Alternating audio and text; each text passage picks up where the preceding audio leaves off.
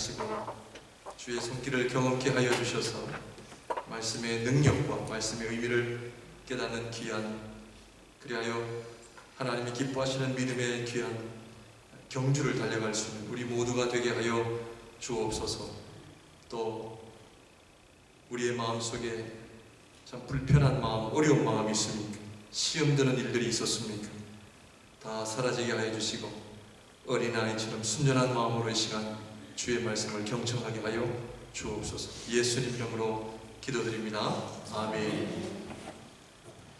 사실은 제가 열왕기상 17장부터 지금 계속해서 지금 1절부터 설교를 하고 있고, 아마 계획으로는 19장까지 열왕기상을 좀 함께 볼 계획을 가지고 있습니다.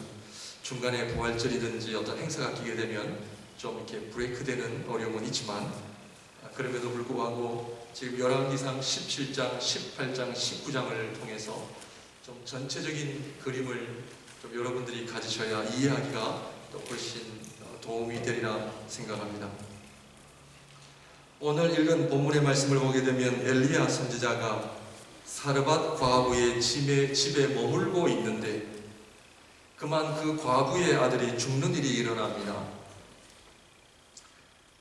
그것도 하나님의 선지자 엘리야가 같이 살고 있었는 가운데 이런 일이 일어난 것입니다. 아니, 하나님의 선지자인 엘리야가 함께 있었다면 이런 불미스러운 일은 일어나지 않아야 되는 것 아닙니까? 그래서 엘리야가 하나님 앞에 좀 이런 고백을 합니다. 20절을 보시게 되면 여호와께 부르짖어 이르되 내 하나님 여호와여, 주께서 또 내가 우거하는 집 과부에게 재앙을 내리사 그 아들이 죽게 하셨나이까 하고, 아버지 어머니가 가정을 위해서 늘 기도합니다.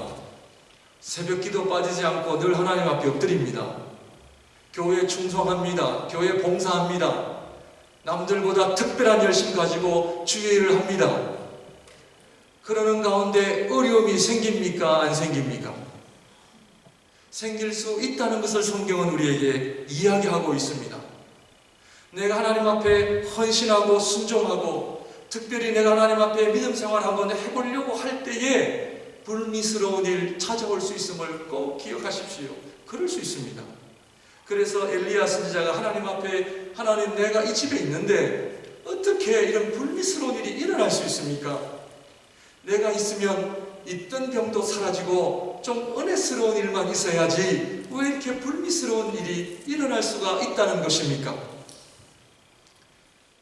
그래서 목회자가 목회를 하는 교회 안에 불미스러운 일이나 어려운 일을 만나면 목회자는 어려워집니다. 그래서 저도 참 이런 표현을 싫어하죠. 어느 분하고 차를 타고 가다가 차를 세울 곳이 없는 차가 많은 지역이었습니다. 그런데 차를 타고 가는데 갑작스럽게 우리 앞에 차 한 대가 파킹하고 있던 차가 갑작스럽게 그 자리에서 나가면서 나가는 거예요. 그래서 그곳에 차를 세울 수 있었습니다. 그러면서 운전을 하시는 분이 이런 이야기를 하세요. 오늘 목사님이 함께 하셔서 이런 은혜가 있네요. 저는 이런 말을 들으면 어려워집니다. 만약 파킹할 곳이 없으면, 그 얘기는 목회자가 얼마나 무능력하면 파킹할 수 있는 자리도 하나 제대로 얻을 수 없단 말입니까? 결국에는 그 화살이 저에게 돌아와요, 안 돌아와요? 돌아오죠.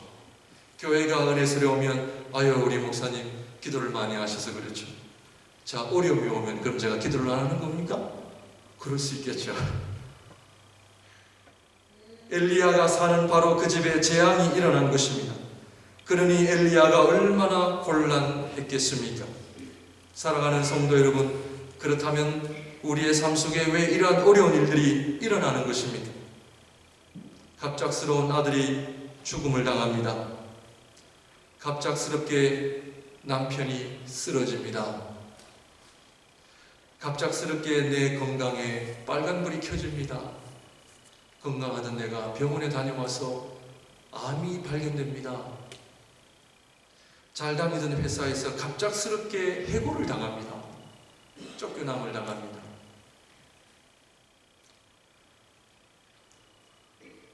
참 이민교회 안에 어려운 일들이 참 많이 일어났던 것을 제가 경험도 했습니다. 갑작스러운 아들이 교통사고로 죽는 그런 가정도 있었고요. 갑작스럽고 목사님, 전도사님, 그때는 전도사 시절이었죠. 전도사님, 우리 아들 녀석이 돌아오질 않습니다. 걱정이 돼서 어디 갔는지 아십니까? 제가 어떻게 합니까? 기도하죠.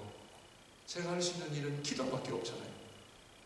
그 다음날 교통사고로 싸늘한 시체로 돌아오는 경우도 있었습니다. 부모님이 신앙생활 하지 않느냐? 잘하죠. 우리의 삶에 이러한 일들이 왜 일어납니까? 원하지도 않는 일들, 그리고 감당하기에는 너무나 힘든 일들이 우리 안에 일어나는 것을 성경은 우리에게 보여주고 있습니다. 첫째로 함께 살펴보기를 원하는 것은 성경은 끊임없이 우리는 인간임을 알게 하십니다. 우리 인간은 하나님이 아닙니다. 우리 인간은 하나님으로부터 창조를 받은 피조물이라는 것을 성경은 누누이 그것을 이야기를 합니다. 무슨 얘기냐? 하나님은 왜 나를 남자로 만드셨는가? 하나님은 왜 나를 여자로 태어나게 하셨는가? 하나님은 왜 나를 이렇게 키가 작은 존재로 만드셨는가? 키 작으신 분들 스트레스 되세요? 걱정하지 마십시오. 하나님은 왜 나를 이렇게 반대로 키 크게 만드셨는가? 하나님은 왜 우리 가정에 이렇게 가난한 가정에 태어나게 하셨는가? 왜 하나님은 나에게 이런 남편을 만나게 하셨는가? 왜 이런 아내를 만나게 하셨는가? 여기에 대한 대답은 하나님께서 나에게 허락하신 삶의 자리라는 것을 성경은 알아라는 거죠. 하나님께서 우리에게 허락하신 삶의 자리입니다. 신앙인은 이것이 하나님께로부터 왔음을 인정하고 수용하고 그 자리에서 하나님 앞에 순종하며 충실히 살아가는 것. 성경은 많은 경우에 이해할 수 있는 일들도 있지만 이해하지 못하는 경우가 참 많이 있습니다. 바로 이런 경우죠. 왜 일어납니까? 모릅니다. 그것은 우리가 하나님 앞에 그대로 억셉트를 하고 받아들일 수밖에 없는 현실임을 하나님께서는 우리에게 그것을 가르쳐 주시는 거죠. 유대인들이 2차 세계대전에 그 아우슈비츠라고 하는 엄청난 그 가스실에서 죽어가면서 그들이 벌거벗은 몸으로 2차 세계대전 때 유대인들이 600만이나 죽었지 않았습니까? 그 가스실에서도 죽음을 앞두는 그 유대인들은 벽에다가 하나님은 살아계신다, 여호와를 찬양하는 글을 적고요. 왜냐? 물론 신앙이 없는 사람들은 히틀러를 욕하겠지만, 그러나 신앙 있는 그 유대교를 믿는 사람들은요, 여호와는 살아계셔 하나님께서 우리에게 허락하신 이 삶의 자리, 이것은 하나님께서 허락하셨기 때문에 우리가 그것을 그대로 겸손하게 받아들이고 수용하는 것, 그것이 우리의 역할입니다. 그래서 그들은 벽에다가 여호와를 찬양합니다. 여호와는 살아계십니다. 그 많은 아름다운 신앙의 글들이 그들이 죽기 전에 벽에 있었다는 것을 알 수가 있습니다. 너무 하려고 하지 마십시오. 우리 인간은요, 다 할 수 없습니다. 하나님께서 우리에게 허락하시는 그 삶의 자리, 어떤 경우에는 기쁨이요 슬픔이요 어떤 때는 가슴 칠 만큼 안타깝고 어려운 현실이지만, 하나님께서 나에게 허락하신 그 삶의 자리를 통해 하나님의 뜻과 섭리를 이루어가시는 하나님을 바라본다면 그것 또한 하나님 앞에 감사와 찬양하는 일이죠. 사르밧 과부의 아들이 왜 죽었습니까? 그것은 하나님만이 아시며 우리 인간은 그 현실을 받아들일 수밖에 없다는 것을 첫 번째로 우리는 알아야 합니다. 그런데 우리는 선악과를 먹음으로 자꾸 알려고 해요. 그러나 여러분, 우리 신앙인들이 열심히 알아가야 하는 것은 하나밖에 없습니다. 뭘까요? 하나님 외에는 다른 것은. 그렇다고 우리 학생들, 우리 자녀들이 오늘 목사님 설교에 집에 가서 아빠, 엄마, 우리가 알아야 할 것은 하나님밖에 안 계셔, 공부도 의미가 없고 다 필요 없는 거야, 그런 얘기가 아닙니다. 하나님을 알아갈 때에 거기에 답이 다 있다는 거죠. 프린스턴 신학대학의 어느 교수는 결혼하여 신혼 첫날에 아내가 천둥을 치는 번개에 그 번개를 맞아 신혼 첫날에 반신불구가 되는 어려운 일을 당하게 됩니다. 신학교수였던 남편은 왜 나에게 이런 일이 일어나는가? 왜 하나님은 나에게 이런 어려움을 주시는가가 아니라 이분은 이러한 일들조차도 하나님께로부터 왔음을 인정하고 이 하루아침에 반신불구가 된 아내를 수발하며 이분이 한평생 아내를 수발하며 교수직을 견인하며 주위 분들에게 많은 그 하나님을 믿는 아름다운 신앙의 모범을 보였다는 이야기가 전해지고 있습니다. 오늘 우리의 삶 속에 일어나는 여러 가지 많은 어려운 일들, 왜 일어나는가? 모릅니다. 한 가지 알 수 있는 것은 하나님께서 나를 사랑하셔서 나에게 특별히 예비하신 손길, 삶의 자리라고 바라본다. 요셉이 형들이 나를 팔아서 내가 여기 온 것이 아니라 하나님께서 미리 나를 이곳으로, 여러분들과 온 백성을 구원하기 위하여 하나님께서 나를 이곳에 보내셨습니다. 사랑하는 성도 여러분, 우리 주님께서 십자가의 고난과 수치를 감당할 수 있었던 것도 저 사람들 때문이 아니라 하나님께서 허락하신 그 삶의 자리, 주님께서는 그것을 받아들이시고 순종하셨다는 사실입니다. 이것이 신앙생활입니다. 신앙생활은 내가 원하는 것이 이루어지는 것이 아닙니다. 신앙생활은 전적으로 하나님의 뜻이 이루어지는 것을 바라보고 달려가는 사람입니다. 두 번째로 살펴보기를 원하는 것은 아들의 죽음을 통해 결국에는 하나님께서는 이 사르밧 여인의 신앙을 더 깊은 신앙의 자리로 오게 하심을 보게 됩니다. 24절을 보시게 되면 아들의 죽음을 통해 24절 여인이 이런 고백을 합니다. 여인이 엘리야에게 이르되 내가 이제야 당신은 하나님의 사람이시요 당신의 입에 있는 하나님의 말씀이 진실한 줄 아노라 하니라. 오늘 이 본문의 말씀을 통해 우리가 알 수 있는 것은 아들의 죽음을 통해 결국에는 하나님께서 이 여인을 믿음의 자리로 오게 하셨다라고 하는 것은 우리가 알 수 있습니다. 하나님께서는 절대로 우리를 미워하시거나 모른 척 하셔서 일어나는 일들이 아니라 하나님께서는 여전히 신앙의 중요성을 알기 위해 우리에게 고통과 어려움을 주실 수 있다는 것을 우리는 알아야 합니다.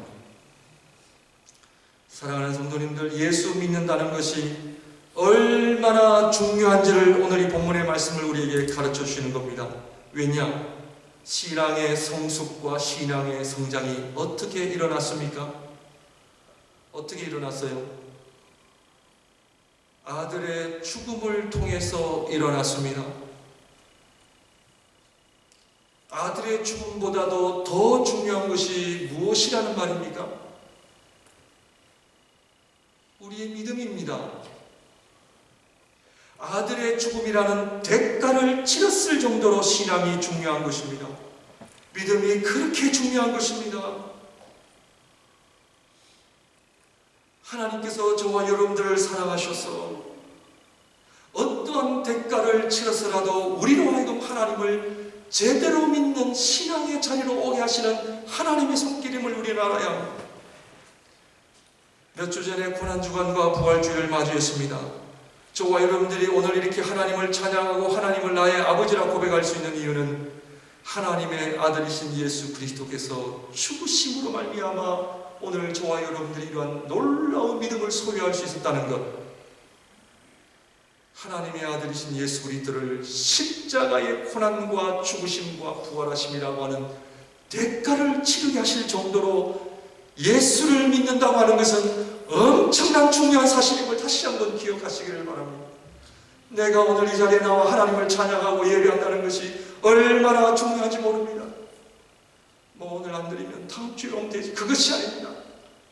이 사실을 모르기 때문에, 이러한 신앙의 중요성을 모르기 때문에 하나님께서는 종종 우리에게 삶의 고통과 고난과 눈물을 통해서라도 하나님은 그 믿음의 자리로 오게 하신다는 사실을 우리는 알아야 합니다. 그렇다면 이 믿음이 그렇게 소중하다면 믿음의 성장은 더 말할 필요가 없는 거죠. 믿음의 성장과 성숙은 얼마나 더더욱 중요한지 모릅니다. 또한 그것은 절대로 편안하고 안락한 곳에서 이루어지지 않습니다. 신앙생활도 동일합니다. 아들이 죽기까지, 아들의 죽음을 통해 결국 사르밧 여인이 이제야 내가 하나님을 알고 하나님의 말씀이 진실인 줄 알겠다라고 고백하는 것을 보게 되면, 여러분들 신앙생활이 누워서 떡 먹깁니까? 아닙니다.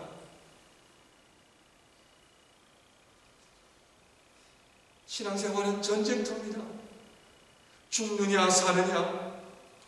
오늘 사르밧 여인의 입장이 되어 보십시오. 갑작스럽게 아들이 죽었어요. 병을 앓다 죽었습니다. 어떻게 하시겠습니까? 하나님 어떻게 해야 됩니까? 그 아들을 살리기 위해서라도 우리가 하나님 앞에 간절히 엎드려야 되지 않겠습니까? 그런데 성경은 아들의 죽음보다도 더 중요한 것은 우리의 믿음입니다. 우리의 믿음이에요.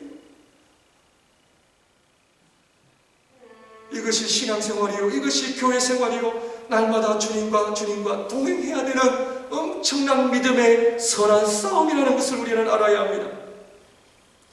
기도의 자리로 나오는 것도 할 일이 없거나 잠이 없어서 나오는 자리가 아닙니다.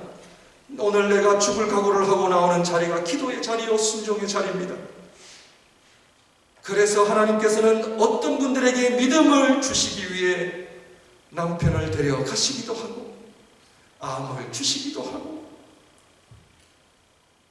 설교 서두에 이미 말씀을 드린 것처럼 3대 4대 독자까지도 하나님이 데려가신 경우가 있어요. 왜?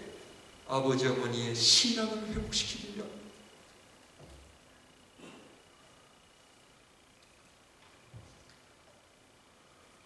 오늘 17장, 열왕기상 17장 후반절 부분에 하나님을 믿지 않았던 이방 여인이었던 사르밧 여인이 아이의 아들의 죽음으로 말미암아, 죽고 살아남으로 말미암아 그가 여호와의 신앙을 회복하는 이 사건을 통해 오늘 우리는 다시 한번 저와 여러분들의 신앙이 얼마나 값지며 믿음 생활이 얼마나 중요하며 나의 믿음 생활이 하나님 앞에 성장하고 성숙되어져 간다고 하는 것이 얼마나 중요한지를 우리는 알아야 합니다.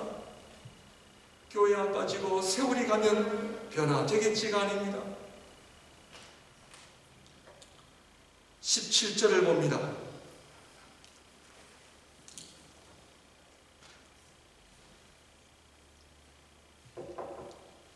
17절을 보게 되면 이 일 후에 그 집 주인 되는 여인의 아들이 병들어 증세가 심히 위중하다가 숨이 끊어진지라. 이 일 후에는 어떤 일입니까? 가뭄 때문에 마지막 남은 음식 하나를 먹으려고 자식하고 아들하고 먹고 죽으려고 했다가 엘리야 선지자가 나타나 그것을 달라. 그러면 가루통과 기름병이 마르지 않으리라. 그 하나님의 말씀을 믿고 엘리야 선지자를 대접하는 가운데 하나님의 말씀처럼 사르밧 과부의 집에 가루통과 기름병이 마르지 않는 기적이 일어난 것이죠. 이 일을 이야기하는 겁니다. 가루통과 기름병이 마르지 않는 기적이 일어난 후에 아들이 죽은 거예요. 이 일 후에. 조금 전에 말씀을 드린 것처럼 무슨 메시지를 우리에게 주고 있습니까? 왜 하나님께서는 이 가정에게 흔히들 우리 한국 속담에 병 주고 약 주십니까? 신앙생활을 제대로 하지 않으시면요, 저도 어렸을 때부터 우리 어른들로부터 병 주고 약 주는 하나님에 대해 참 많이 들었거든요. 어떨 때는 은혜를 주시고 어떨 때는 고난을 주신단 말이죠.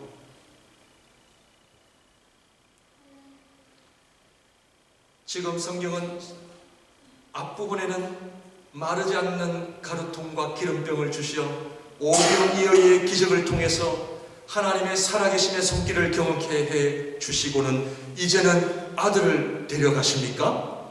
이 얘기인 거죠.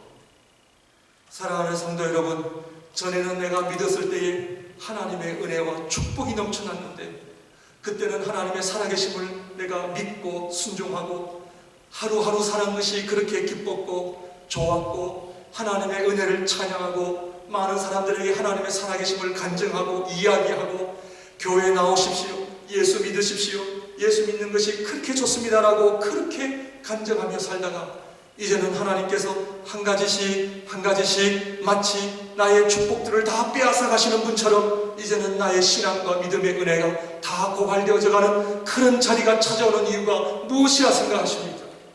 오늘 성경은 그것을 이야기하고 있는 것입니다. 왜 한 번은 축복과 은혜와 기적을 주시고 왜 이제는 아들이 병들어 죽는 어려움을 우리에게 허락하시는 이유가 무엇이냐 말입니까? 그래서 알아야 됩니다. 신앙생활은 알아야 됩니다.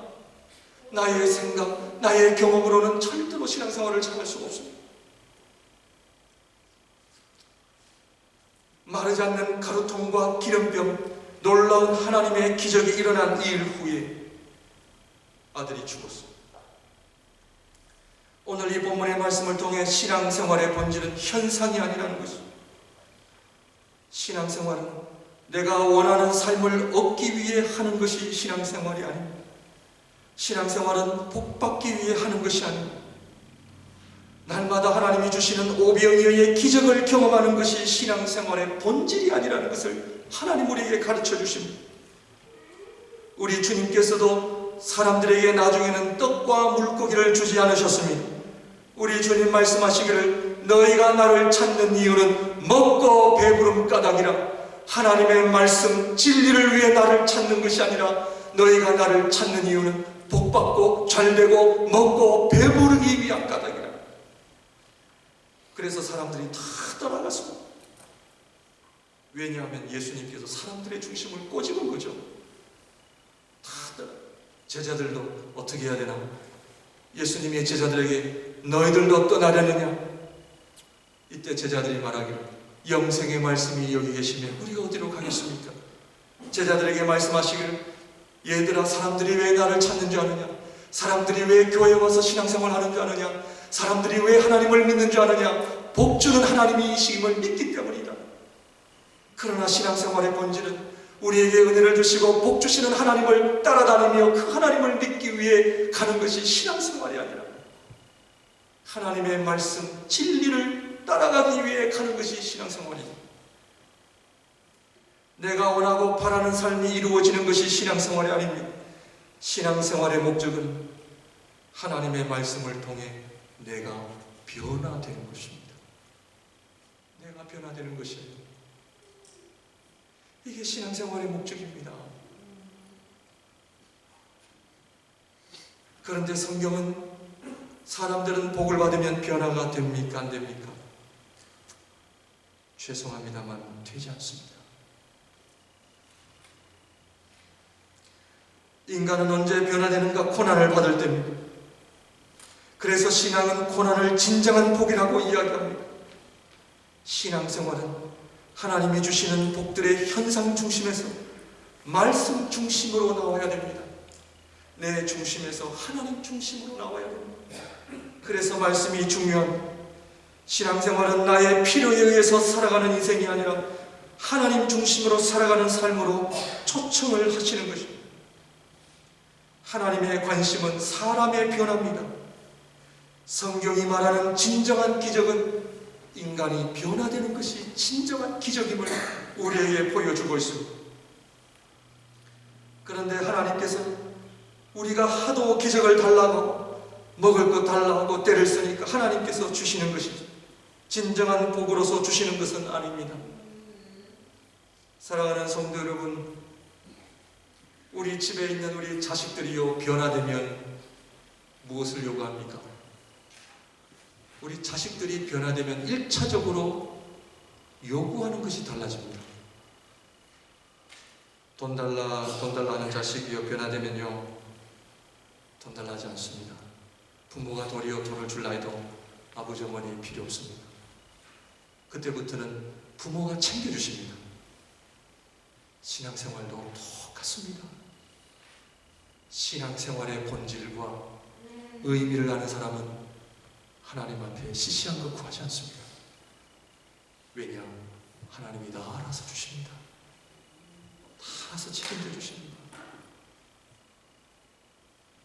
오늘 본문의 말씀을 통해 왜 하나님이 그 아들을 죽게 하셨다가 살리게 하셨느냐? 그 어머니의 신앙, 진정한 믿음입니다. 신앙생활 잘해야 됩니다.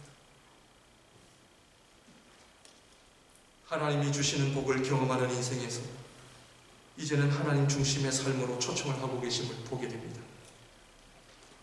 하나님 복 주시면 열심히 나오고 복 안 주시면 열심히 안 나오고 잘해주시면 나오고 상처받으면 안 나오고 현상에 따라 살지 마십시오. 사랑하는 성도 여러분, 여러분들은 교인입니까? 아니면 진정한 신앙인입니까?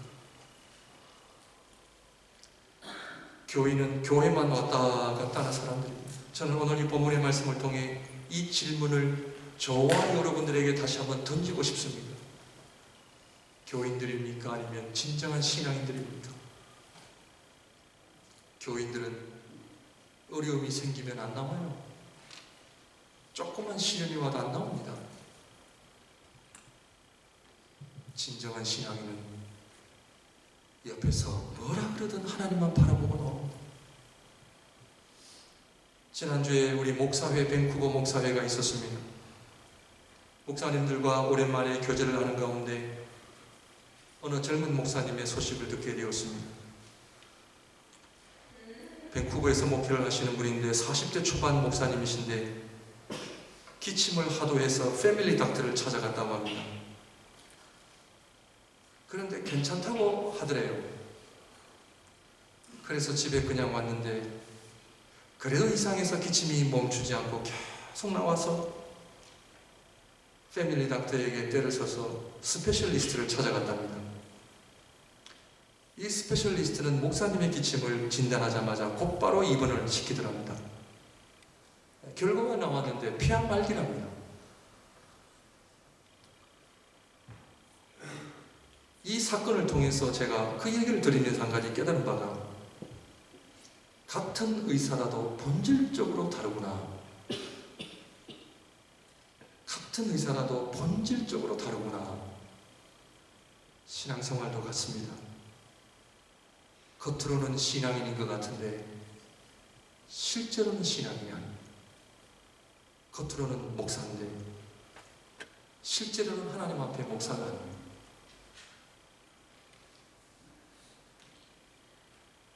제 자신을 돌아보면 참 마음이 아픕니다.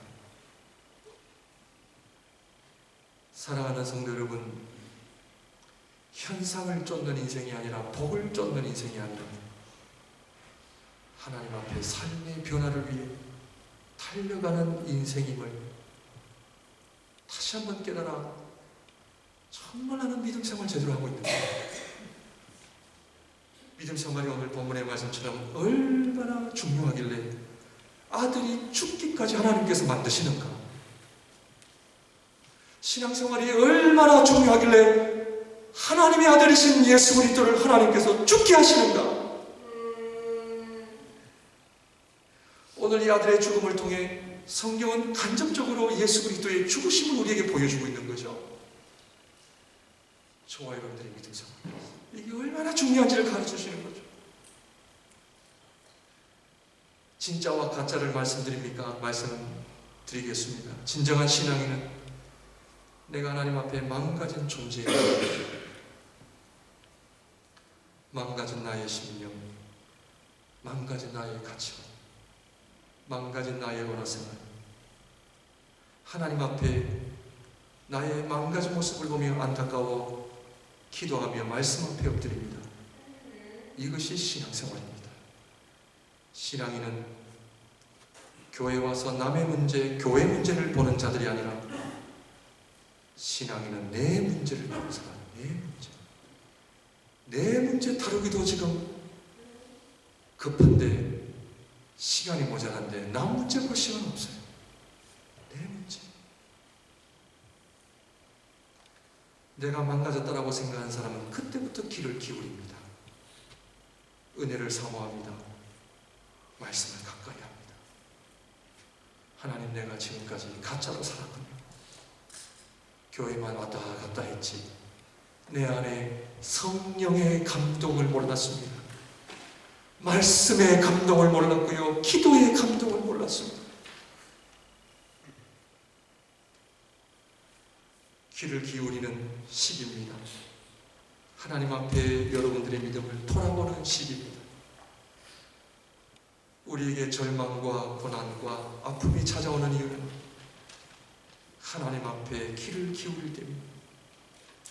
오늘 설교 제목처럼 잠깐 우리의 삶을 내려놓고 우리의 삶을 돌아볼 때입니다. 나는 과연 진정한 신앙인으로 살아가고 있는가? 하나님께서는 오늘 본문의 말씀을 읽으면 그 죽은 아들을 결국 살려주심을 보게 됩니다. 오늘 이 말씀을 잘 우리가 해석을 해야 됩니다. 이 말씀의 의미는 내가 원하는 대로 하나님께서 들어주시고 해주신다가 아니라 진정한 신앙인은 결국에는 하나님의 손길과 구원의 손길로 승리하게 됨을 보여줍니다. 지금은 잘 모릅니다. 지금은 모든 것이 희미하게 보일 뿐입니다.